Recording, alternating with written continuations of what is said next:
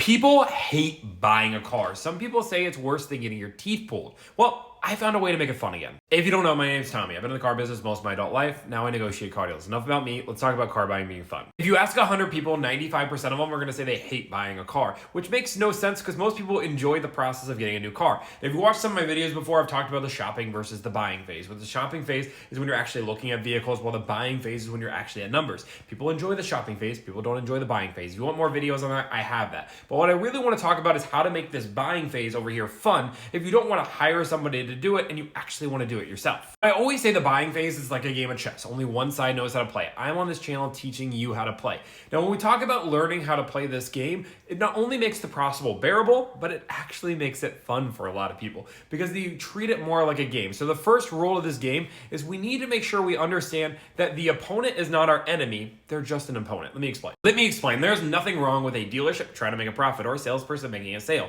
Just like there's nothing wrong with us trying to save money. Both sides can be true. And the second you realize this, it makes this process so much more enjoyable. And if you're a salesperson watching this, you have to understand this is true. There's nothing wrong with a customer trying to save money, just like there's nothing wrong with you trying to make money. I know people say sticker is quicker and let's get the deal done. But realistically, both sides are trying to win here and we have to find a balance. That's what sales is all about. Trying to make sure that both sides feel like they won.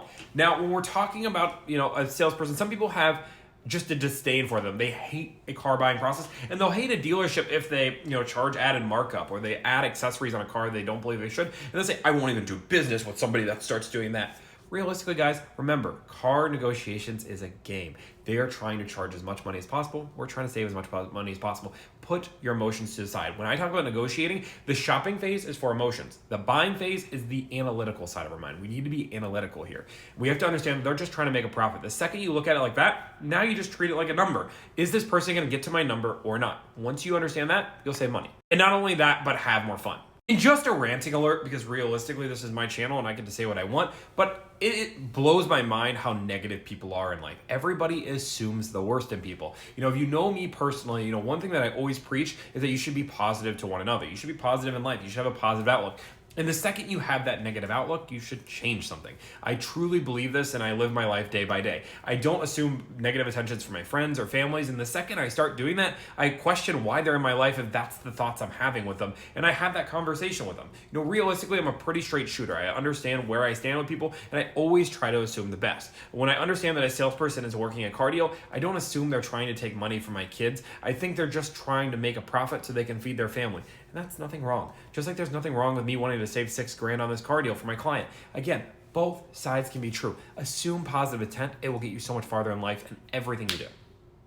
And this is why I preach negotiating online and over the phone, is because it's so much easier to be analytical when you're over the phone and online and don't have a salesperson in the car right in front of you that can make an emotional decision. Now, when you're in the shopping phase, when you're looking at vehicles and you're not at numbers, it is okay to be emotional. It is okay to be excited, all the emotions you're gonna feel when buying a car. But the second you get to a buying phase, that's when that game of chess happens. That's when you have to be analytical. When you're playing chess, for example, you don't get emotional when you make a decision, and that's not how you win a game. You actually lose games by getting emotional. You don't say, I'm gonna move to D2 and get all excited. No, you say, hey, you know what? I'm going to think about this. I'm going to think about what my opponent does, and then I'm going to make a move, and I might think 5 moves in advance.